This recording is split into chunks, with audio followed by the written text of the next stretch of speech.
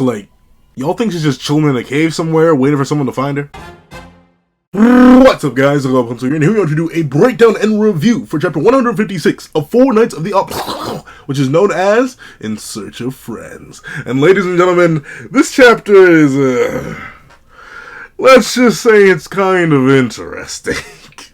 Let's say it's kind of interesting for the events, for the information revealed, for the information not revealed, for many, many reasons. So we have so much to talk about in so little time, so let's not waste any more time and let's hop right into it. Heading me, are you ready? 3, 2, 1, go. What's up, guys? That guy with a pencil here. Fun fact, I do happen to have it on me and keep it on me at all times. And any other fun fact. Is it me? I'm asking y'all. Same thing I ask my patrons. Fun fact, you can check out the live reaction to this chapter. It's about 18 minutes long over on Patreon for as low as $1 a month, or you can remember for as low as $3 a month. But I must be tweeting. Is his hair in his pre-time skip self shorter than it actually was? I swear it was bigger than this, bro. Like, I swear. And I'm not talking, like, early series Percy hair. Like, I know early series Percy hair was very, very big. To the point where Nakaba shrunk it down and made a joke. But still, something about the hair. Something about the hair. But this is what I'm saying when I was like, you know, this fit ain't too bad. Like, look at this, dog. Look at this travesty. Look what they were having my son wear. What is this? What is this? I know it's another type of onesie, but still, I don't know, dog. The drip looks infinitely more immaculate. But this is a cute little panel of Percy acknowledging past Percy. Or maybe this isn't Percy at all. Maybe this is Zaza. And Percy still trapped in Life Sphere. I don't know. We'll see. But still, a cute little opening panel. But we see a duo that I guess we should have expected to see more of, but once again, Nakaba is so, like, funky about the returning characters. Like, notably, King and Diane had a whole arc dedicated to them, but did Diane really have a whole arc dedicated to her? I'd say it was more dedicated to her kids and her husband than it was her. And, like, heck, Zell and Gel barely appear in their own arc. Like, I feel like you can count the amount of pages that have Zelda on them in 2 hands. Okay, that's a massive download. But still, I don't know, for the Demon World arc, I feel like I didn't get much of his king and queen. So I was actually kind of shocked to see Elizabeth and Meliodas again. As we see Elizabeth say, Merlin, where could she be? And what's on her mind? Well. We've known each other for a while, but I still can't read what she's thinking. A while. For reference, Meliodas has known Merlin for over 4,000 years. At a low ball, 4,000 years. At the lowest of ball. Because once again, we don't know how old Meliodas was when he first became immortal. And we know he met Merlin back in his prime days. A while, y'all. A majority of Meliodas' lifespan was spent knowing Merlin. Though you can't just say you've known her for a while. You've known her for literally what might as well be your entire life, dog. What? But we see that Merlin is still missing. Meliodas and Elizabeth don't know don't know where she is. Arthur doesn't know where she is. No one knows where she is. This one is admittedly a bit weird. It's a bit strange, as we'll see. Because we find out that Mel's like, the news about her serving at Arthur's side looks like it's been a false report, too. Yes, I'm sure it'd be a shock for her to see King Arthur now. This statement is interesting for a couple reasons. One, it implies that they have someone inside Camelot feeding them back information. Because how would they know that the Merlin was fake? Right? Like, how do you know that? Unless you were there. Because we, as readers, saw Arthur slaughter the fairy Merlin the moment that Guinevere brought it up. But, like, I don't think anyone else did. Like, unless I'm legit tweet. I don't think anyone else was there. It was, like, Guinevere and Arthur. So how did you figure out that was a fake one? I don't know. Like, I'm genuinely confused about that. It implies more. Once again, like, this chapter is a lot less, like, direct telling and a lot more implication. This is one of the first big ones. Like, could have been a false report. How'd you even get that report? Who told you that? Who even told you Merlin was there? I mean, I guess it'd be the natural assumption she left with Arthur. But, like, where did that info come from? Why is it only dropping now? You're scaring me, Meliodas. But with that being the case, Elizabeth also makes an interesting statement. I'm sure it'd be a shock for her to see King Arthur now. Would it, though? Like, presumably, the reason she's not by his side right now, when she swore to be at the end of the previous series, is because that's probably not Arthur. I haven't reviewed 154 or 154 yet, but it's looking mighty likely that Arthur is, if he's there, it's a fraction of him, or a piece. Maybe being generous, his soul, or something like that. Like, notably, it seems like Arthur may be gone.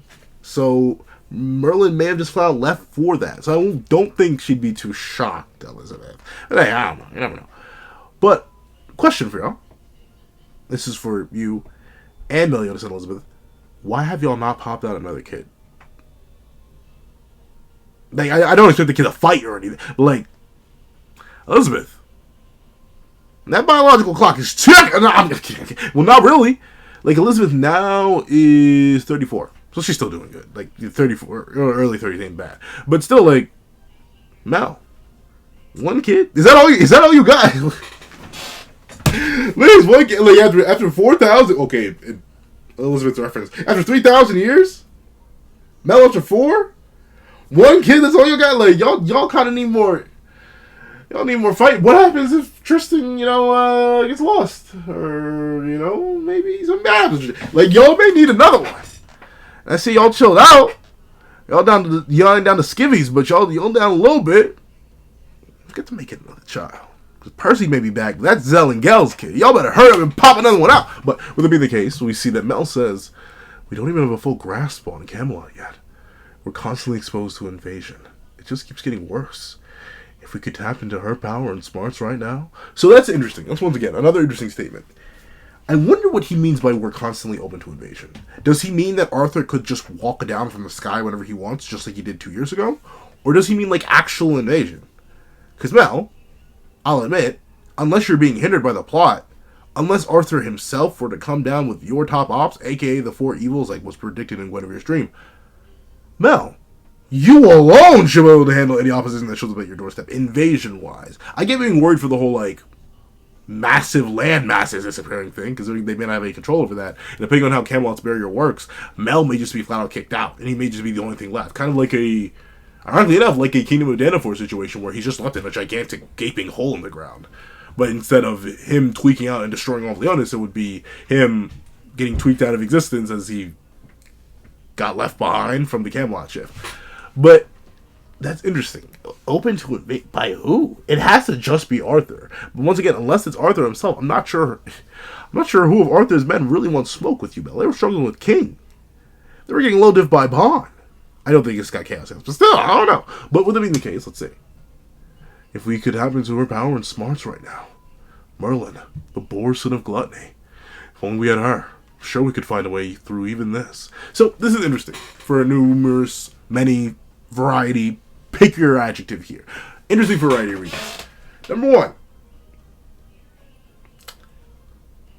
Merlin is okay, but completely unknown. But Meliodas is confident that she still has information on this that could help. Why? I don't know. Once again, I get Merlin's extremely knowledgeable and is arguably the most knowledgeable character in the series, next to like Chaos, Cath, and Lady of the Lake, and I guess now by proxy Arthur. But still, interesting that Meliodas is so confident they'd be able to fix it. Like, how would you? Once again, it's kind of a manner of fighting Chaos itself and fighting Arthur. I think that's the only way you can really resolve this. Because what could Merlin really do? Maybe get you access to Camelot by, like, breaking the non-human barrier a little bit and then allowing you to pierce in. But still, other than that, I'm not sure how Merlin could exactly clutch up here. And 2, I find it interesting. Like, I'm assuming Nakama wrote it this way because, like, there may be people who read Four Knights who didn't read Seven Deadly Sins. But, like, I wonder what is going through their mind if that is the case. If they just picked up Four Knights and now they're reading this, like, who is this Force and a Gluttony person? I guess that's why it's done like this. But, you see, the thing is, if it is done like that for that purpose, it's not necessarily like Nakama did the best job of explaining, other than she's real smart, real strong. She's another one of the 7 deadly sins. But the thing is, Nakama, it's already too late. You kind of squandered your reputation when you had one of them get sliced in half by the top ops, and the other struggle heavily with one of the top ops. both of whom should be weaker than Merlin, but still. And I mean, like, Ironside and Worlding. I still think King is stronger than Merlin, at least at the time of the end of the original series. But still, I don't know. Merlin being this big linchpin is intriguing, and her just not doing anything is also intriguing. If anything, if I had to hazard a guess why she's not joining any side, why she's not helping anybody out, why she's kind of just like dipping out and chilling, it's probably because she's kind of just confused. Because remember, she spent her entire life trying to free chaos. Like after Meliodas, oh no, wanted a woman that was actually near his age. Oh, how terrifying. Yeah, like the moment that happened, her whole purview switched. She wanted to just immediately go and, you know, figure out everything else, and chaos was a big chunk of everything else.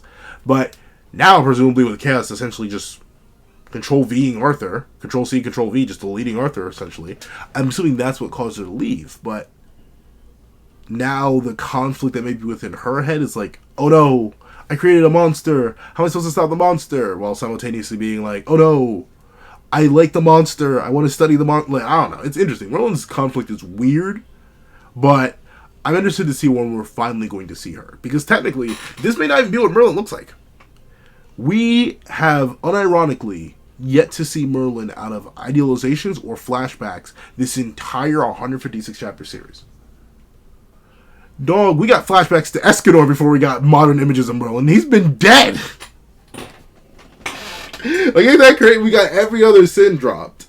From Gother, to Bond, to Mel, to King, even Diane. I say even Diane just because Naga was mean. But still, all them, but no name drop. No modern appearance or no, like, solid location for Merlin. Not even for us readers. I get giving things to us as readers and not giving things to the characters. I do think that is important in order to tell a narrative from time to time from a third-person point of view. But still, it's absolutely crazy that she's just, you know, boop, Lyman, I guess.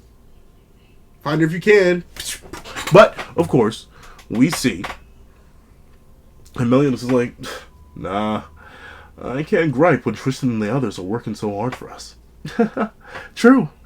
And we're hardly bereft of all hope, aren't we? And we're hardly bereft of all hope.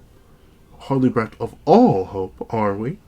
That is true. That's true, because Percival's returned. So, essentially, this also kind of tickles my toes a little bit. I hate to say, give me 1 minute. I need to take a sip.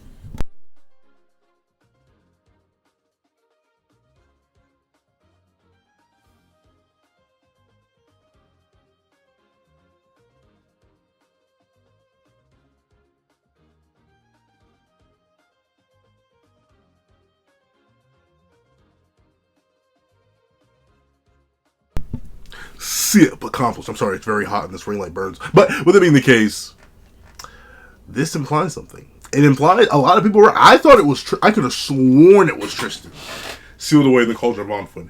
But unless it's like Kyan or something, because there's going to be a mention of Kyan having gone missing or having not being had heard from in over a year. Unless it's Kyan or something, it seems like it may be Gawain who's trapped in the Cauldron of Onfwin, because they mentioned Tristan working so hard for the rest of us. But they're still smiling and seem rather calm and are laughing about it.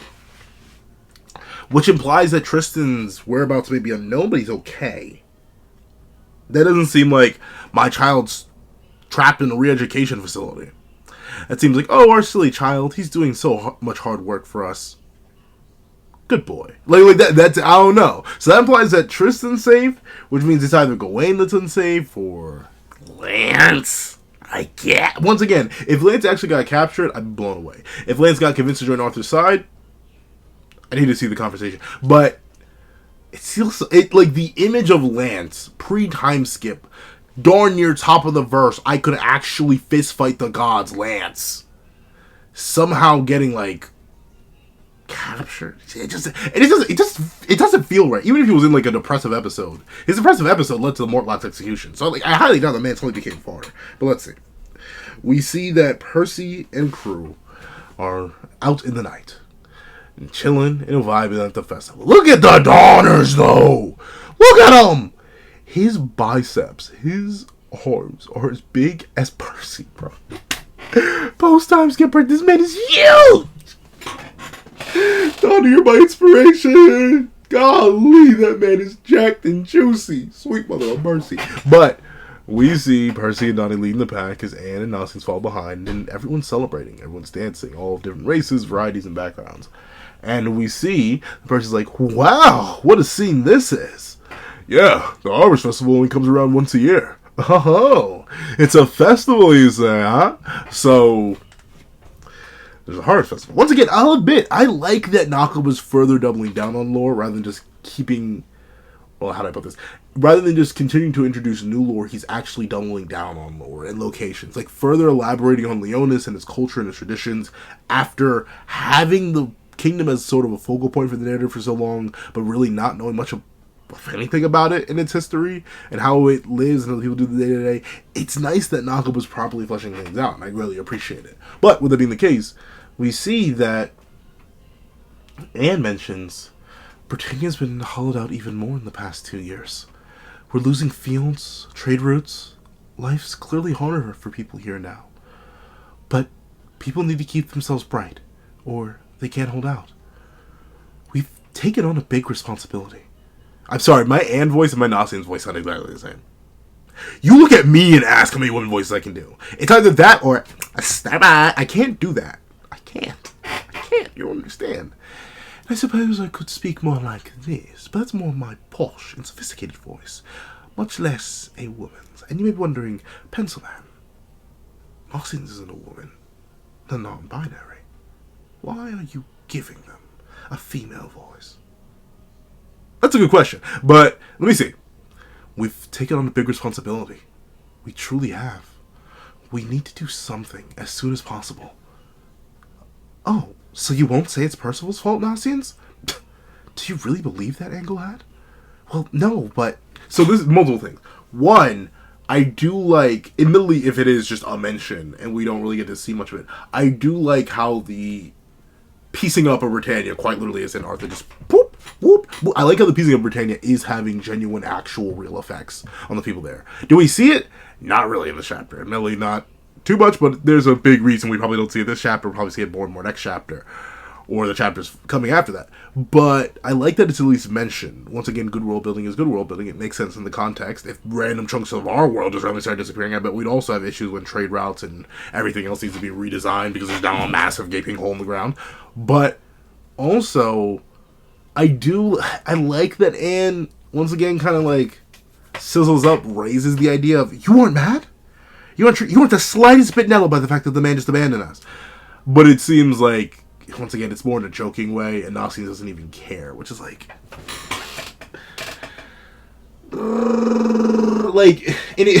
here's the crazy thing, right? It is Percy's fault. The hollowing, the rate of the hollowing, the rate that Camelot's been going nuts, it's all Percy's fault. They don't know that, but I, as the reader, know that. And it's hard to fully separate the fact that Arthur wouldn't have advanced as hard as he did, as quickly as he did, if Percy just stuck around.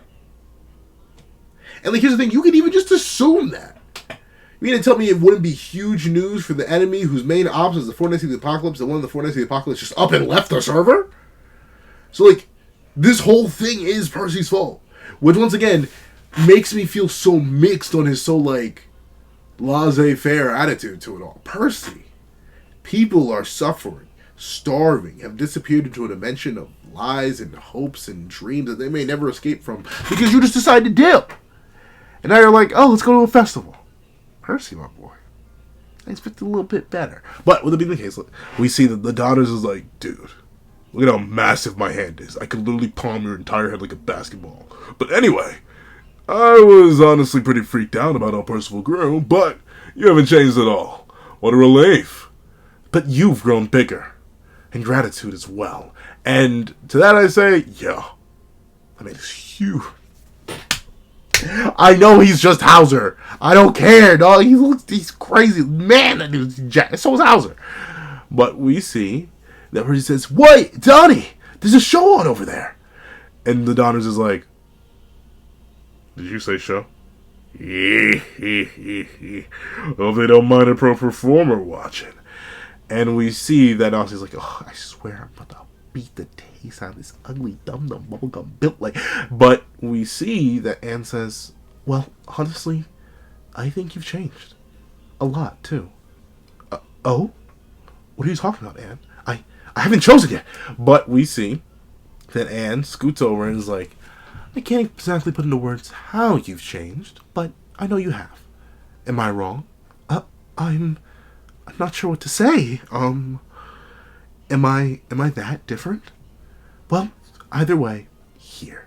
So, like, once again, we're kind of dancing back and forth on whether or not Nasians did accidentally or purposely get gender locked. I saw a lot of people saying at the end of 150, I want to say 2, maybe 3, that apparently Nasians had gender locked, like they got the heftas, but like that hasn't shown up here, and Nasians was still asking Percival as they were flying, which takes it takes a good chunk after that point. So interesting. I don't really care. Once again, I got 2 solid facts. And apparently some of y'all watch the video, so I'm going to have to watch what I say in these things now. I made that bet in like good faith that no one's going to watch it. But of course, you know who you are, who's going to hold me accountable. And I know you're probably watching right now. I was really hoping that no one would hear that. But I'm keeping that promise. I'm not going to repeat it here. You're going to have to go back to that video if you want to know what the promise was. But there are 2 things I'm confident on. One of which was I was confident enough on to make that promise. 1, Anne is Percy's main love interest. 2, Nasians is going to die. So, like, ultimately, the Nasians picks doesn't matter in the long run. He's got 6 little siblings to pick up the slack. But we see that Anne extends her hand and says, thanks a lot for bringing Percival back. I do owe you for that. And Nasians, with awfully rosy lips, does shake hands on it. Chilling, vibing, accepting. The fact that he's not going to be Percy's love interest. But we see that the Donners is knocking it back. Ooh, this drink hits the spot tonight. I'm about to shit up. But we see that an old man asks, you want to try this too, young man? And Percy says, wow, can I? Hit the bullseye for a wonderful prize. Wahoo! Okay, here's the Team Percival being back together. He hits the gripper on it. And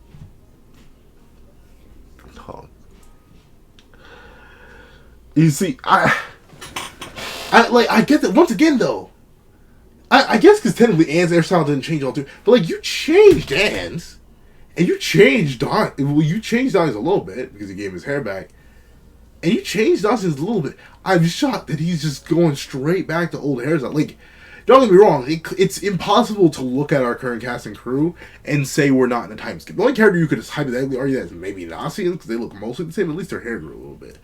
I'm genuinely shocked that Naka was going so hard on maintaining the original designs. Don't get me wrong, the original designs are iconic, I get it. Pre-time skip stuff goes crazy. But still, man, let Hauser have a new cut without having, a new cut. Let Anne keep what she's doing. She's doing her hair just fine. Let Nasians, I don't know, braid it or something, or at least the edges of it. Fuse it with flowers. Let Percy have longer hair. I don't know. It feels like, well, it is a funny gag, I will admit. I wasn't expecting it. I do think ultimately we're kind of doing this out of tradition / obligation when it could have been more, if you know what I'm talking about. But we see Donnie being absolutely bamboozled and roaring with malicious anger as he asks, "Dude! What the heck did you just do to me, Percival?" Oh, so that's the secret behind Donnie's old hairstyle. Idiots. I'm really sorry. I'm not. I used the mini Percys, the life spirits, to make sure it aimed directly for your hair. And this time, thanks to my new master, I drew out any, and I mean any, of the things that could produce your hair, Donnie. You're stuck like that. As long as Daddy Percival wants you. It's my platoon after all. Now spread. Okay, let me chill. But we see that Anne has to tell them to calm down as Donnie, forgetting he has telekinesis powers, chases Percival in a circle. She says, "Guys, that's enough horsing around, alright? Let's rest up and get ready for our work starting tomorrow." But suddenly, things start to wobble, baby, wobble, baby, wobble, baby, wobble, yeah, wobble, baby, wobble, baby, wobble, baby, wobble, yeah, get in! I'm sorry. But we see that everything's just shake, and Donnie's like, whoa! Whoa, whoa, whoa, whoa, whoa, whoa, whoa! And Nasians both go to fall, but, Percy's like, you may forget what type of manga this is. How many people love Meliodas in the original series? 3? I think it's Elizabeth, it's Zaneri. I guess there's like over 100 because all the different Elizabeths. But assuming they're all one person, it's Elizabeth, it's Zaneri, and it's Merlin.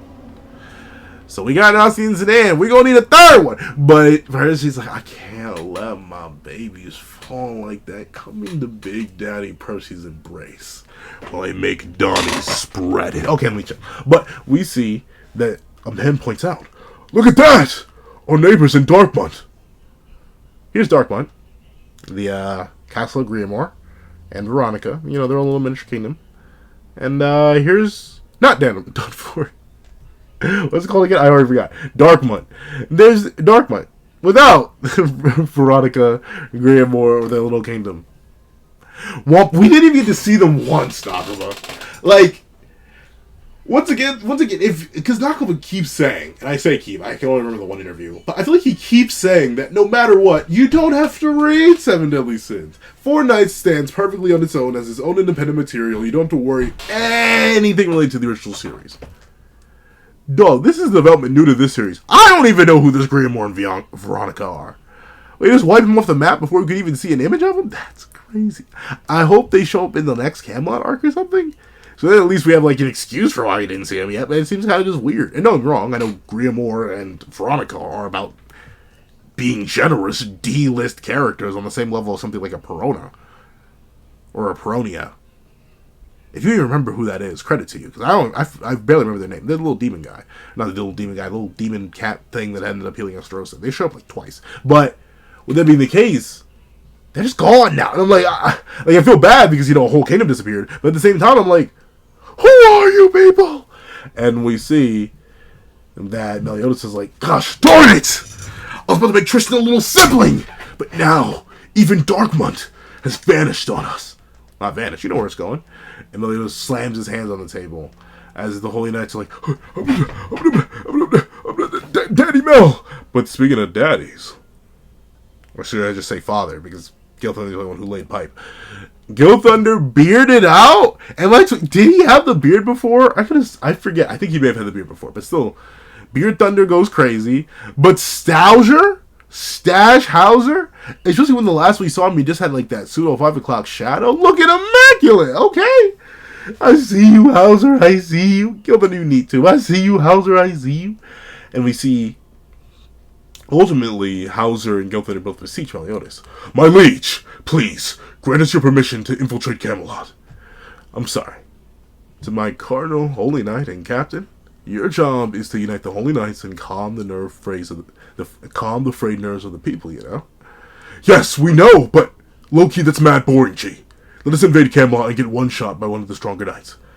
But, I didn't say, if you think so, then we must send a large force over at once.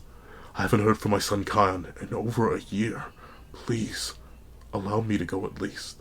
So, Kion may be in the thick of things, but that could be Vivian. I never reviewed that chapter. I also never reviewed the Status chapter. Things for later. But, we see that Meliodas says, I know how you feel. I'm taking measures. We'll visit our plan tomorrow. Or will we? As a group of individuals yells out, King! Well, that's good, G. We'll go there right now. We're all ready to head for Camelot. No, y'all aren't. Y'all need naps. But we see that Hauser's like, Percival, Donnie, all of you. Aren't you just recently revived? We must gather the other Knights of Prophecy. We'll find them all. And this time, we're going to stop King Arthur. So, like, are they going to Camelot to find them all? Or, I guess, because Tristan's implied to be there. I guess Gawain's implied to be there now. She's caught in the cauldron. I don't know. I guess maybe Lance is there. If Beltrippe is Lance, I'm going to lose my good mind. But we see them all walk off and wave. Meliodas and Percival sharing the main character grin as they stride off. We're counting on you! And the journey properly re-begins.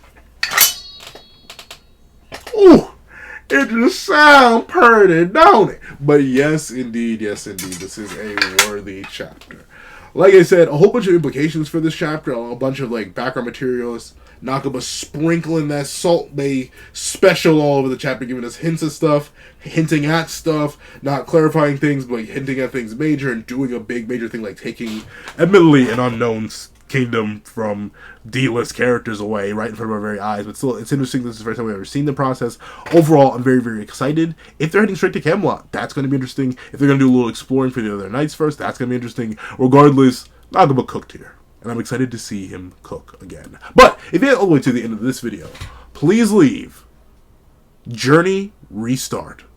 Leave Journey Restart in the comment section down below. And to thank you so much for watching, please remember to leave a like, share, comment, and subscribe, and make sure that notification bell so you don't miss out on any videos that come to the channel. Also, I do happen to have a Patreon below where you can support me for as low as $1, not $1. You can get exclusive videos, early content, and more. You can now become a member of the channel for as low as $3 a month to get the same perks and more. Some of those perks will include the live reaction to this very chapter, ad-free variations of all my videos, and if you become a $25 Patreon and $25 member, a $25 member, you can order whatever video you want. Also, you have a link to my Ko-Fi and description down below where you can drop 5 beans for a short video, 25 beans for a long video, or any beans at all. Any support is always greatly appreciated. Now, I'd like to thank you so much for watching once again, and I hope you guys have a wonderful day. This is that guy with the pencil, writing off.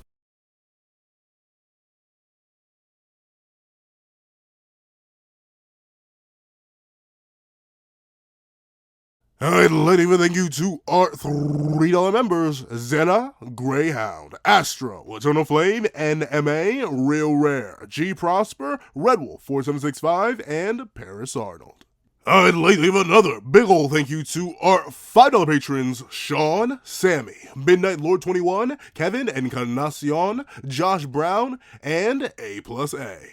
And I'd like to give a great big thank you to our $7 members, Autumn Mornings Lazo, Fine, and That Guy. And I'd like to give a great big thank you to our $10 members, Robbie Uchiha, Jay Warrior, and Akid's Void. And I'd like to give big, hefty, juicy thank yous to our $10 patrons, Panda Goat, Michael Williamson, Metal Solid Crisis, Joaquin Munoz, and Idem Okami. And I'd like to give the biggest, juiciest, meatiest, sloppiest, and heftiest thank you of them all to our $25 patron, Calvin Elder.